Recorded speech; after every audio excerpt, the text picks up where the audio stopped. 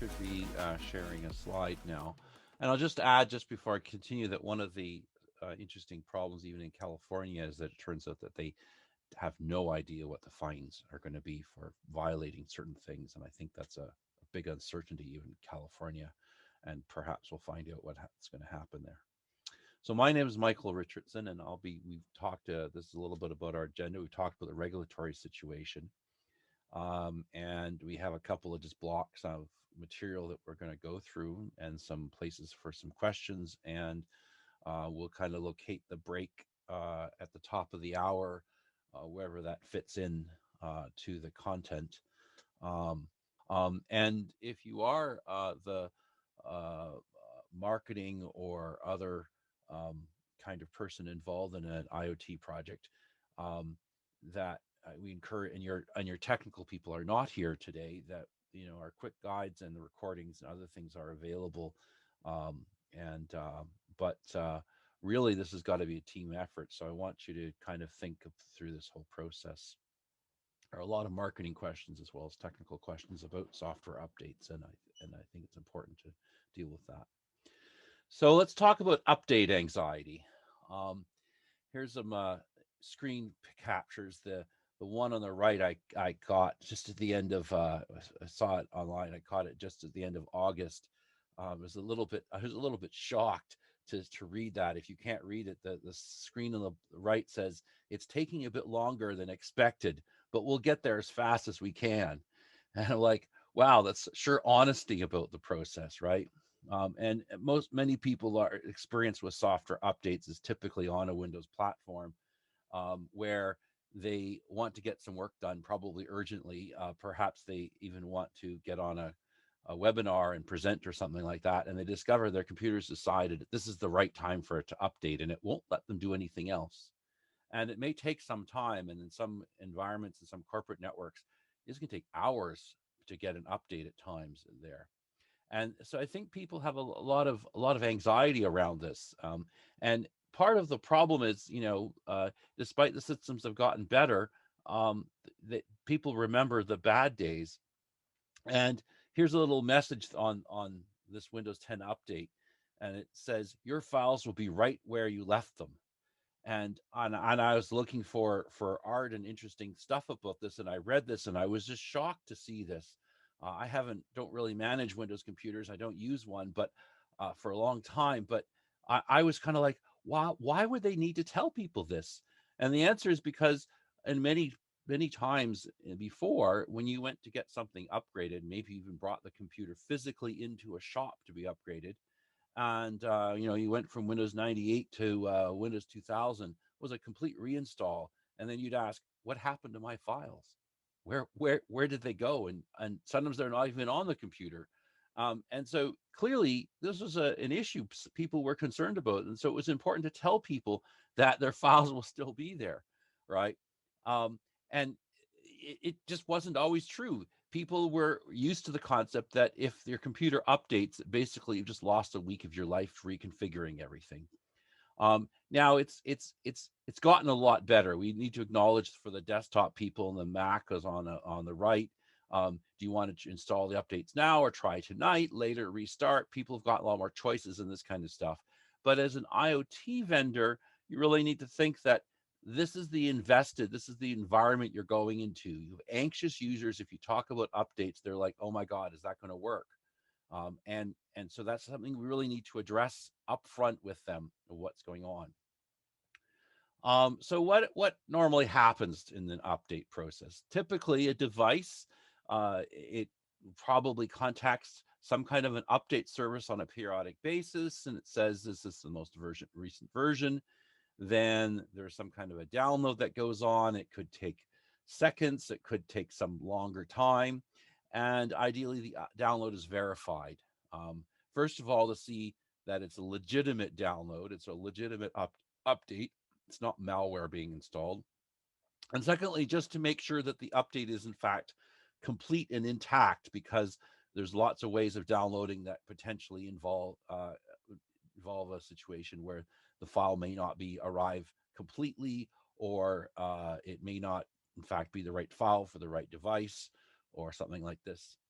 And then the update gets installed, hopefully with the owner's consent, and there's a reboot that occurs perhaps, and then they get some joyous notification to tell them you're now running version 12 rather than version 10, and your life will be better at this point, not worse. So we're going to talk about some of those pieces and some of those steps, and then later on we're going to get into some of the details of how some of this happens. Um, so what this means is, so first of all, is an update available? How do you even ask? How does that system know what's going on? And for a lot of devices, if they have a cloud aspect to them, the right answer is that in that protocol, when they're already communicating, they should get an advice. There's an update available, and you should or shouldn't run it at this point. Many vendors, perhaps pioneered by Apple, like to not have everyone update at the same time. First of all, it causes people to the servers to be slow, but also it means the number of people that potentially can be upset if the update doesn't go perfectly is quite high, and it's kind of useful to have some feedback about whether this worked or not before everyone is forced to go through this. Um, there are privacy issues of asking the question. Just asking the question, is the update available for some device, implies that you have it. And so there's some questions about, and it implies what version you may have. If you ask, I am running version A, should I run version B? So you may want to just say version B is available and let the device decide whether or not that's time to upgrade. And there are pluses and minuses about all of this. So you should apply privacy. You should do it through a private channel if possible.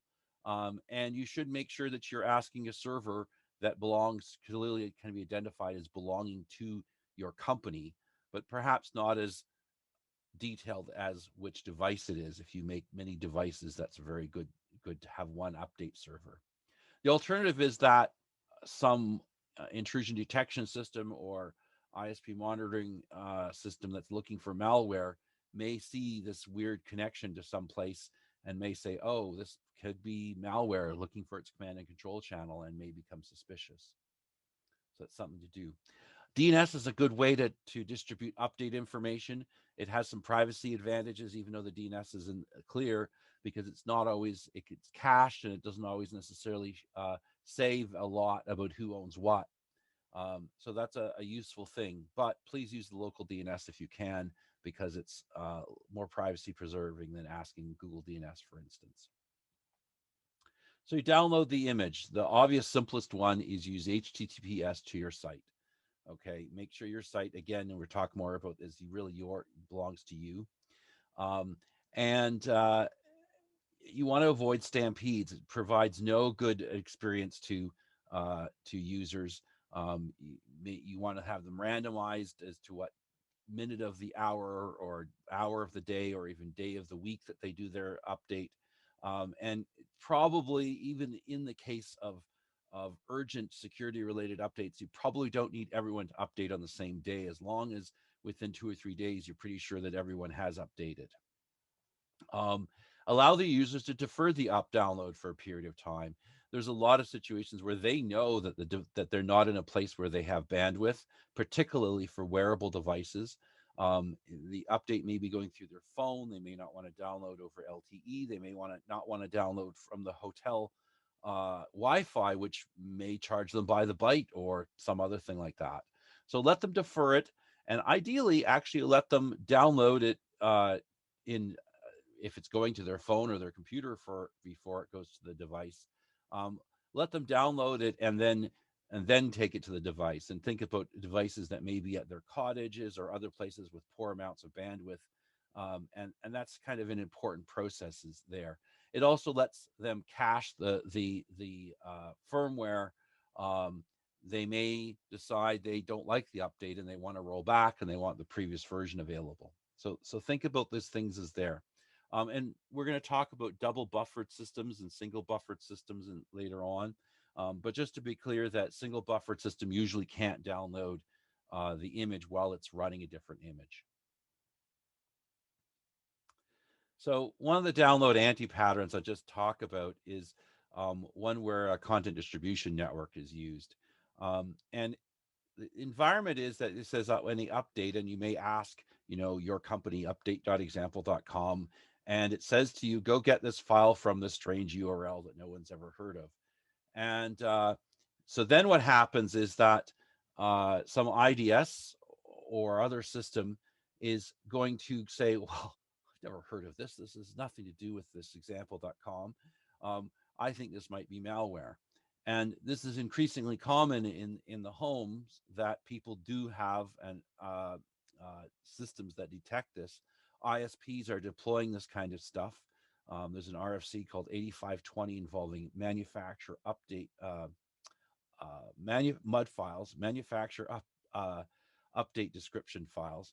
And it basically lists what are the valid destinations that an IoT device can go to. And it's really hard to write URLs on access control lists for random URLs that we can't predict. So if at all possible, please use a name that is part of your domain name, so that it's obvious that it's being this is an update coming down for your device. You should validate the image.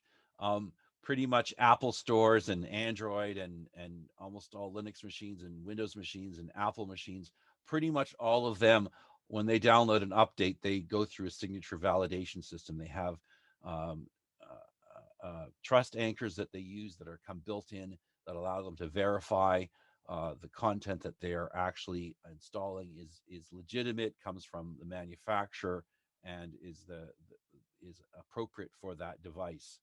Um, this is not always true in the IoT space. It's something think about developers think about on the first round. They think, I have only one device, I have only one product. What would be the issue? And well, rapidly you have three products, and maybe you change CPU types and all sorts of other stuff like this. And it's important, important to validate that you got the correct image for this device, that it has the right uh, firmware for the radio or something else involved in it, and that it's not malware, that it hasn't been intercepted. And in many cases, third parties want to be able to validate your image as well. They want to be able to say, well, do I have the right set of images around, just in case? Ideally, you make it clear that you can get the image um, on other ways, not just by having your device downloaded. It's not some secret that um, only your device knows how to get. If you need to, you could encrypt the firmware, and there's various ways that we'll talk about to do that. Um, but the key thing is that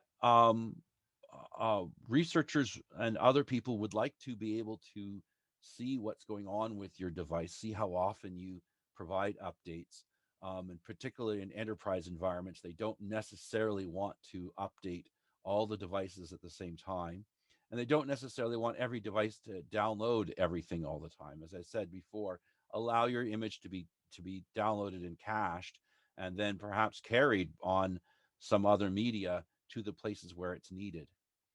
Um, Consider, people might want to use your IoT device when they're in the Antarctic research station.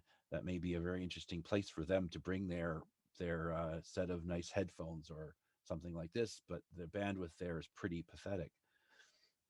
So there's a lot of very useful things, and probably makes everyone feel happier about um, your images if they can see them. So now you apply the update, okay? In the best case, it's an over-the-air update. It patches a few things. There's no reboot required, and everything's just really kind of works great. Increasingly, you see smartphones do this as much as possible, but now and then they say, I need to reboot to run some new patch, and that's great. Really important to notify the user and wait for the response now or later. Um, Classic scenario in the picture is, we're waiting for Jurassic Park, we're waiting for the computers to reboot so we turn the fences back on and not get eaten by dinosaurs. So don't make them in that situation where they have to worry about that. Also be aware that the owner and the user of the device may not be the same person. Um, And in particular, it's often the case that device gets set up by one spouse and then is used by the other spouse, and now they're no longer spouses. And so telling the ex-spouse about the updates doesn't help with the person who actually has the device and may actually be relying on it to work correctly. Consider a front door lock, for instance. Um, in the worst case scenario, the device, in order to update, it's single buffer. So you actually have to reboot it into some recovery mode, for instance, and then you have to download it and you have to wait for that process. And only then, maybe an hour later, can the device resume operation. So if you're going to do that, one thing to think about is if you have any questions to ask them or that stuff, ask them all up front and then let them say, okay, go now, and then go to something else while they wait for the device. Don't keep asking them, prompting in the middle of what's going on. So there's some UX considerations that you need to make about this. So there are sometimes disasters. Not everything works perfectly.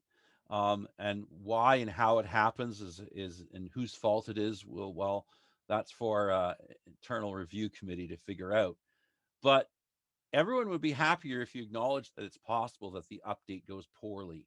And there's a lot of different reasons for this, including bad NVRAM, wrong device, errors in the factory. Um, Somebody just didn't do the right thing. They rushed. There was a security fix. They pushed it out too quickly. They were in a panic, or they were just new to the company and they did the wrong thing.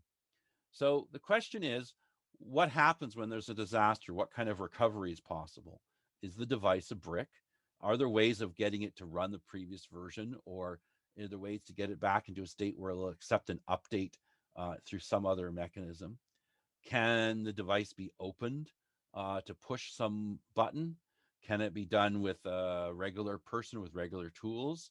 Um, is it something you could go to one of these smartphone repair stores who would have the magic tools and could follow some guide on you provided on YouTube on recovering your device?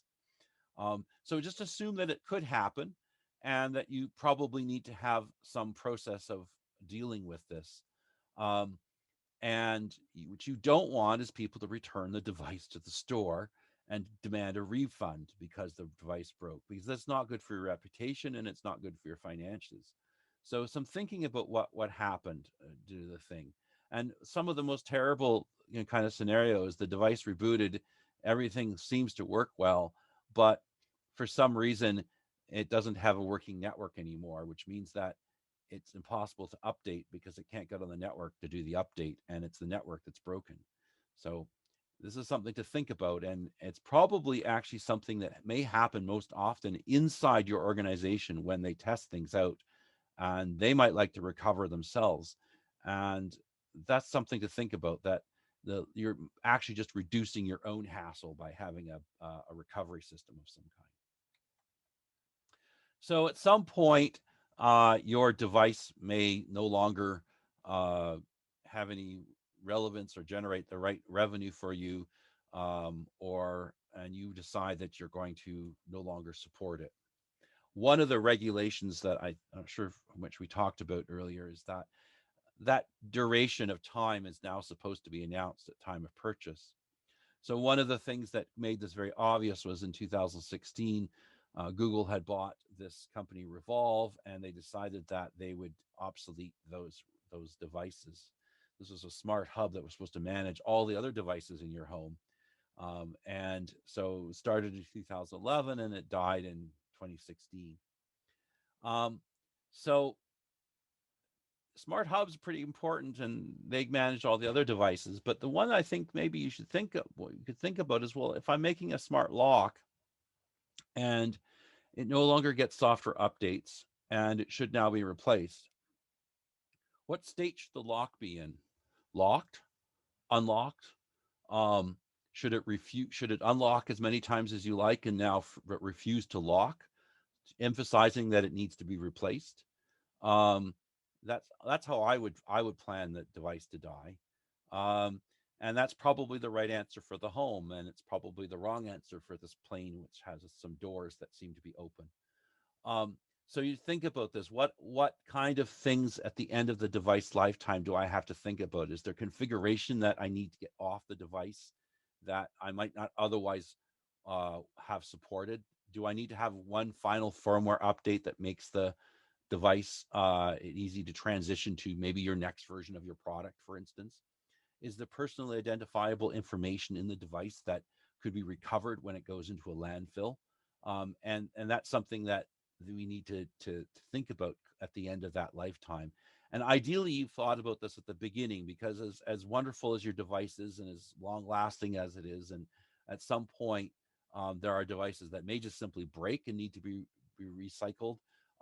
Or you know what, you have a better device. There's something better out there, and everyone is going to want to upgrade, but they're going to want to upgrade in some kind of a reasonable process. Perhaps even they can't change all of your devices at once, so you may have interoperability and other issues that you need to think about.